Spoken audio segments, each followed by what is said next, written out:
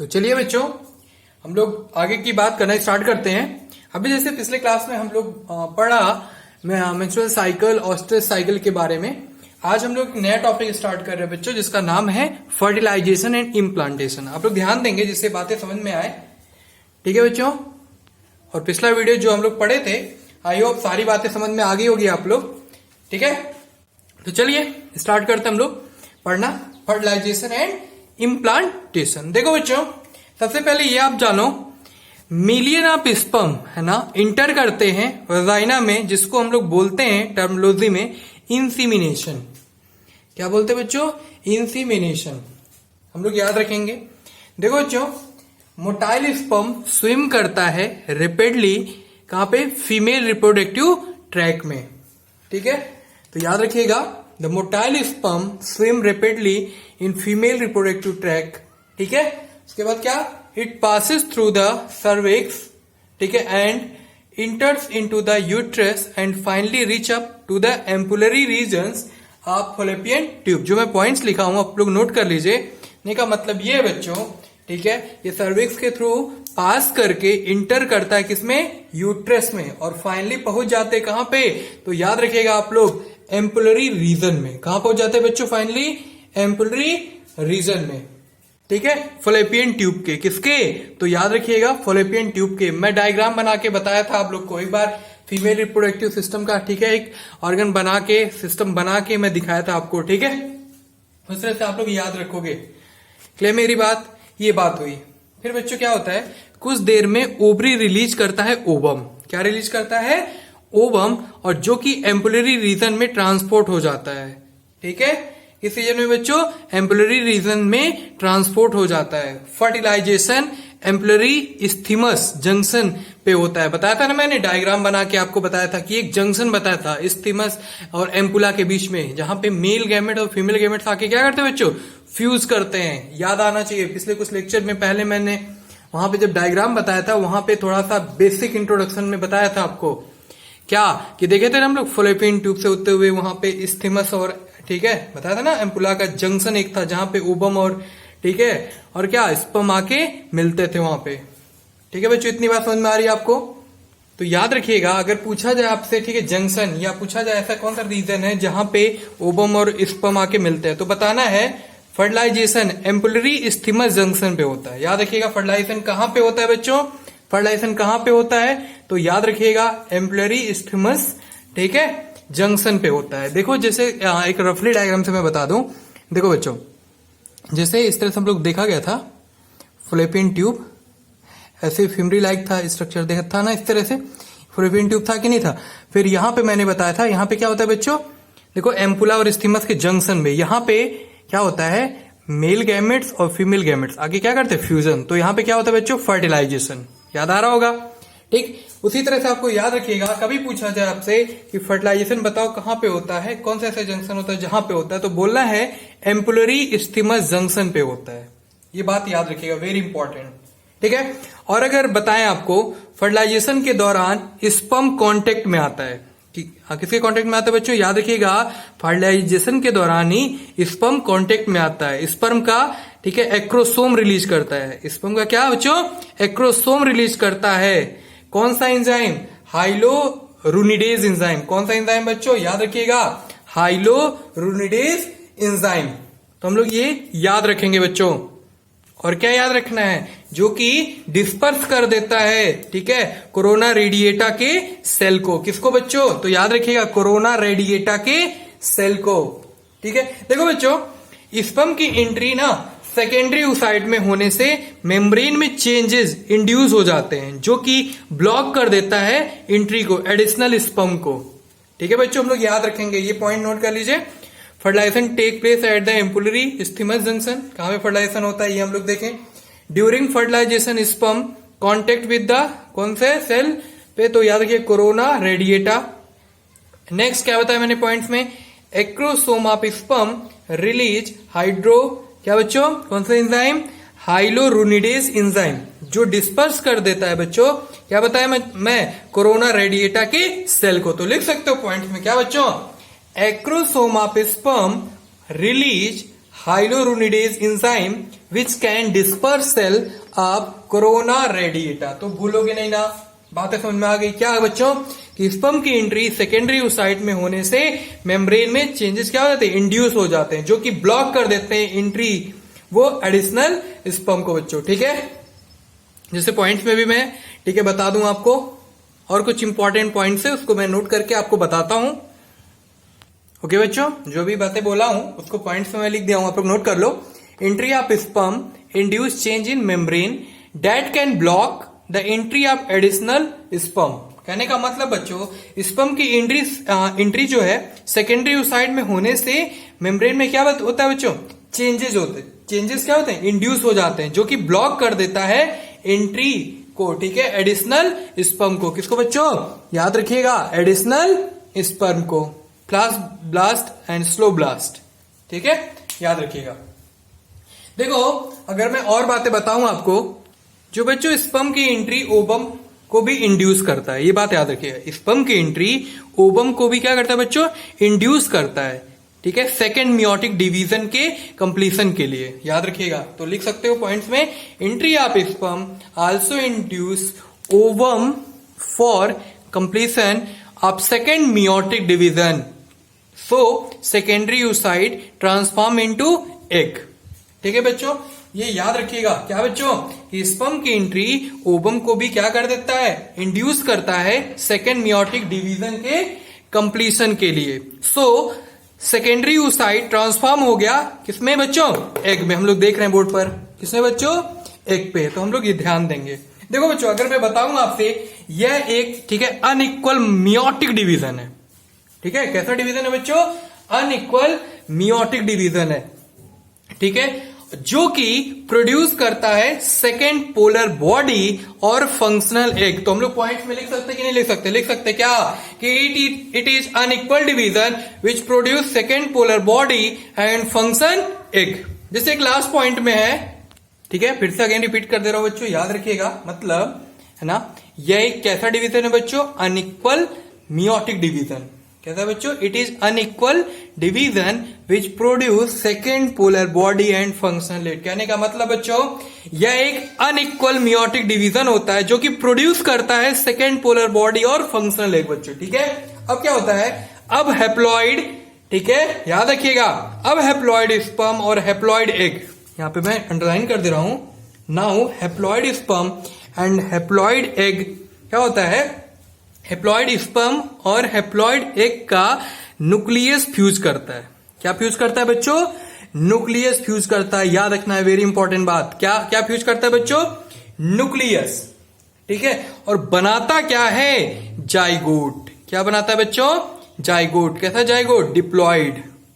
ठीक है, तो हम लोग याद रखेंगे क्या कि now haploid sperm and haploid egg nucleus fuse to form diploid zygote. हम लोग समझ गए क्या कि हैप्लॉइड स्पर्म और हैप्लॉइड एग का न्यूक्लियस क्या करता है, आपस में फ्यूज करता है और बनाता क्या है, डिप्लॉइड जाइगोट। क्या बनाता है बच्चों, डिप्लॉइड जाइगोट। तो इतनी बातें हम लोग को समझ में आ गई, इतनी बात क्लियर हो गई होगी। ठीक है बच्चों, अब बात करते हैं इसके आगे की। ठीक है, जैसे बच्चों अगर हम आपसे बताएं, अभी तक तो हम लोग ये बातें समझ गए, जैसे स्पर्मेटोजेनेसिस देखा गया, वो जेनेसिस देखा गया। ठीक है, मेल गैमेट्स फीमेल गैमेट्स, अब उसके फ्यूजन हो रहा है, मीन्स फर्टिलाइजेशन। जो हम लोग टॉपिक ये आज का पढ़ रहे हैं ये क्या है बच्चों, फर्टिलाइजेशन। तो ये भी मैंने आपको बताया कैसे एंट्री करता है। ठीक है, स्पर्म कैसे, ठीक है, फीमेल रिप्रोडक्टिव ट्रैक में एंटर किया। ठीक है, फिर कैसे वहां पे कहां पे ऐसा जंक्शन है जहां पे फर्टिलाइजेशन हो रहा है, तो मैंने बताया आपको एम्पुलरी और इस्थिमस जंक्शन होता है जहां पे स्पर्म और ओवम आके फ्यूज होते हैं। ठीक है, ये बताया। फिर कैसे, ठीक है, फ्यूज करके क्या बनाते हैं, अभी बताया ना मैंने क्या, it is unequal division which produce second polar body and function, ये बताया। फिर बताया मैंने क्या कि नाउ हैप्लॉइड स्पर्म, जो हैप्लॉइड स्पर्म है और हैप्लॉइड एग है बच्चों, उसके न्यूक्लियस आपस में फ्यूज करके क्या बना लेते हैं, डिप्लॉइड जाइगोट। मतलब अभी तक हम लोग पढ़ लिया क्या बन गया बच्चों, डिप्लॉइड जाइगोट। अब क्या होगा, अब जाइगोट डेवलप करेगा, फिर एम्ब्रियोजेनेसिस होगा। कैसे होगा, अब हम इसके आगे जाके बात करने वाले बच्चों। जाइगोट अब मूव कहां करेगा, किसकी तरफ, ठीक है, तो ओविडक्ट क्लीवेज स्टार्ट हो जाएगा जाइगोट में। ये कैसे होगा देखते हैं हम लोग। तो पहले मैं पॉइंट्स को नोट कर देता हूं जिससे आप लोग उसको लिख सको। इसको जल्दी से आप लोग नोट कर लीजिए दोनों पॉइंट्स। ठीक है, ये पूरे पॉइंट्स को आप लोग अच्छी तरीके से नोट कर लीजिए, वेरी इंपॉर्टेंट, पूरा नोट कर जाइए लास्ट पॉइंट तक। ओके, ठीक है, तो हम आगे की बात करना स्टार्ट करते हैं। इसको इरेज कर दूं। ओके बच्चों, ये मैं पॉइंट्स नोट कर दिया हूं बोर्ड पर। अब वन बाय वन आपको बताता हूं। देखो बच्चों, अभी जैसे हम लोग ने देखा कि हेप्लॉइड स्पर्म और हेप्लॉइड एग का न्यूक्लियस फ्यूज करता है, ठीक है, फ्यूज किया और बनाया क्या, डिप्लॉइड जाइगोट। अब क्या होता है यहां समझिएगा आप लोग बच्चों। देखो बच्चों, जाइगोट मूव करेगा टुवर्ड्स ओविडक्ट, है ना, फॉलोपियन ट्यूब, और क्लीवेज स्टार्ट हो जाएगा जाइगोट में। तो लिख सकते हो आप लोग, cleavage start in zygote as zygote moves towards oviduct fallopian tube. ठीक है बच्चों, देखो ये एक रैपिड प्रोसेस है बच्चों, है ना, ये कैसा प्रोसेस है, रैपिड प्रोसेस है। सक्सेसिव क्लीवेज के बाद जैसे देखा जाए 2, 4, 8, 16 डॉटर सेल अपीयर होता है, जिसे हम लोग बोलते क्या है, ब्लास्टोमर। याद रखना है क्या बच्चों कि सक्सेसिव क्लीवेज के बाद 2, 4, 8, 16 डॉटर सेल अपीयर होते हैं, जिसे हम लोग टर्मिनोलॉजी में बोलते हैं, क्या टर्म बोलते हैं, ब्लास्टोमर्स बोलते हैं। क्या बोलते हैं बच्चों, ब्लास्टोमर्स बोलते हैं। तो याद रखना है, देखो जाइगोट से 16, है ना, जाइगोट से क्या बच्चों 8 to 16 ब्लास्टोमर स्टेज को हम लोग टर्म बोलते हैं क्या, मोरूला। क्या बोलते हैं बच्चों, याद रखिएगा, मोरूला। ठीक है, तो हम लोग याद रखेंगे, उसे हम लोग बोल सकते हैं, ठीक है, मोरस एल्वा। ठीक, तो पॉइंट्स में नोट कर सकते हो क्या, 8 to 16 blastomeres stage of zygote is called morula. बच्चों मतलब समझ में आ रही बात, क्या बोल रहा हूं, कहने का मतलब जाइगोट के 8 से 16, है ना, 8 से क्या कितना, 8 to 16 ब्लास्टोमर स्टेज को हम लोग बोलते हैं बच्चों मोरूला। तो हम लोग याद रखेंगे। देखो बच्चों, मोरूला कंटिन्यू डिवाइड करता है, ठीक है, और ट्रांसफॉर्म हो जाता है किसमें, ब्लास्टोसिस्ट में। हम लोग देख रहे हैं बच्चों, किसमें ट्रांसफॉर्म हो जाता है बच्चों, ब्लास्टोसिस्ट में। तो ये नोट कर लो आप लोग, पॉइंट्स में लिखा हूं मैं, morula continues to divide and transform into the blastocyst. मतलब बच्चों मोरूला कंटिन्यू डिवाइड करता है और ट्रांसफॉर्म हो जाता है बच्चों किसमें, ब्लास्टोसिस्ट में। तो हम लोग देखे क्या कि जाइगोट मूव किया टूवर्ड ओविडक्ट के, और ठीक है, और वहां से क्या स्टार्ट हो गया, क्लीवेज स्टार्ट हो गया जाइगोट में। फिर क्या हुआ, वो अभी बताया मैंने, ठीक है, क्लीवेज क्या एक रैपिड प्रोसेस है। सक्सेसिव क्लीवेज के बाद बताया हमने क्या, 2, 4, 8, ठीक है, 8, 16 डॉटर सेल अपीयर होते हैं, जिसे हम लोग क्या टर्म बोले, ब्लास्टोमर्स बोले। फिर मैंने बोला आपसे बताया कि जाइगोट से क्या 8 से 16 ब्लास्टोमर स्टेज, जिसको हम लोग बोले क्या, मोरूला बोले, टर्म में क्या बोले बच्चों, मोरूला बोले। फिर मैंने बताया आपको मोरूला कंटिन्यू डिवाइड करता है और ट्रांसफॉर्म हो जाता है किसमें बच्चों, ब्लास्टोसिस्ट में। तो हम लोग याद रखेंगे। अब क्या होता है बच्चों, ठीक है, ब्लास्टोसिस्ट में ब्लास्टोमियर अरेंज होता है। ब्लास्टोसिस्ट में बच्चों ब्लास्टोमियर अरेंज होता है आउटर और इनर लेयर में, ठीक है। आउटर लेयर चेंज हो जाता है ट्रोपोब्लास्ट में, ठीक है, और अटैच हो जाता है, ठीक है, किसमें, यूट्रीन वॉल के साथ, मींस इंडोमेट्रियम। ठीक है, तो आप लोग पॉइंट्स में भी नोट कर लो जल्दी से, क्या कि बच्चों ऐसे पहले यहां से बता देता हूं। देखो, in blastocyst blastomeres arrange in outer layer and inner layer. फिर लिख सकते हो पॉइंट में बच्चों, मैं पॉइंट्स पढ़ देता हूं। देखो, outer layer change into trophoblast, it get attach with uterine endometrium, the inner layer of blastomere form inner cell which rise to the future embryo. कहने का मतलब बच्चों ये कह रहा है क्या कि आउटर लेयर, ठीक है, आउटर लेयर चेंज हो जाते हैं ट्रोपोब्लास्ट में और अटैच हो जाता है कहां पे बच्चों, तो याद रखिएगा यूट्रीन वॉल। ठीक है, हम लोग याद रखेंगे किसमें, यूट्रीन वॉल के साथ, मींस किसमें बच्चों, इंडोमेट्रियम। ठीक है, इनर लेयर ब्लास्टोमियर का, ठीक है, इनर लेयर किसका बच्चों, ब्लास्टोमर्स। याद रखिएगा, इनर सेल मास का निर्माण करता है, ठीक है, इनर सेल मास का क्या करता है बच्चों, निर्माण करता है, याद रखिएगा। ठीक है, ठीक है, rise to form to the future embryo. याद रखिए, जो कि फ्यूचर एम्ब्रियो होता है, क्या क्या होता है बच्चों, फ्यूचर एम्ब्रियो होता है, यानी एम्ब्रियो बनने वाला है, यानी हम लोग, ठीक है, अब हम लोग को क्या पढ़ना पड़ेगा, प्रेगनेंसी। ठीक है बच्चों, मतलब कि इम्ब्रियो बना मतलब इसके मतलब क्या पढ़ना है हम लोग को अब, प्रेगनेंसी। बात समझ में आया? इसमें मैंने क्या बताया एक बार ठीक है रिवाइज करा देता हूं। देखो मैंने बताया कि ब्लास्टोसिस्ट में ब्लास्टोमर अरेंज होता है आउटर और इनर लेयर में, ये मैंने बताया। फिर बताया आपको मैं आउटर लेयर चेंज हो जाते हैं ट्रोपोब्लास्ट में, ये बात याद रखना है। फिर मैंने बताया आपको क्या वो और अटैच हो जाते हैं यूट्रीन वॉल के साथ, मीन्स किसमें, इंडोमेट्रियम, ये मैंने बताया आपको। फिर मैंने बताया आपको क्या, इनर लेयर ब्लास्टोमेयर का इनर सेल मास का निर्माण करता है जो कि फ्यूचर इम्ब्रियो होता है। ठीक है बच्चों, ठीक, यानी इम्ब्रियो बनने वाला है, यही मैंने बताया। यानी अब इम्ब्रियो बनने वाला है तो अब हमको क्या पढ़ना पड़ेगा, प्रेगनेंसी। ठीक है, तो हम लोग का अब इसके बाद नया टॉपिक रहेगा जिसका नाम है प्रेगनेंसी। अब हम लोग वहां पे पढ़ने वाले हैं बच्चों प्रेगनेंसी टॉपिक। ठीक है, ओके। तो देखो बच्चों कुछ और बातें मैं बता दूं आपको, इंपॉर्टेंट बात। अभी जो हम लोग पढ़ रहे हैं, जैसे हम लोग पिछला चैप्टर पढ़ा गया था sexual reproduction in flowering plant, ठीक है, इस चैप्टर में हम लोग पढ़ रहे हैं ह्यूमन रिप्रोडक्शन के बारे में। तो मैं एक बात बताना चाहता हूं आपको, जैसे वहां पे हम फ्लावर के बारे में देखे, मेल रिप्रोडक्टिव ऑर्गन, फ्लावर का मेल रिप्रोडक्टिव ऑर्गन क्या था, फीमेल रिप्रोडक्टिव ऑर्गन क्या था फ्लावर का, वहां भी हम लोग देखे फर्टिलाइजेशन देखे थे। ठीक है, तो देखो एक सीक्वेंस होता है, एक फेजेस होते हैं जिसमें हम लोग देखे थे vegetative phase, reproductive phase, sensation phase की बात किया था। ठीक है, फर्स्ट चैप्टर में। उसी तरह से जैसे देखा जाए सेक्सुअल रिप्रोडक्शन का, ठीक है, 3 फेजेस में डिवाइड होता है। जैसे हम लोग बात किए थे क्या, एक होता है क्या बच्चों बताओ, फर्टिलाइजेशन। ठीक है, एक होता है क्या, फर्टिलाइजेशन, पोस्ट फर्टिलाइजेशन। ठीक है, जैसे हम लोग बात किया गया था प्री फर्टिलाइजेशन इवेंट्स, है ना।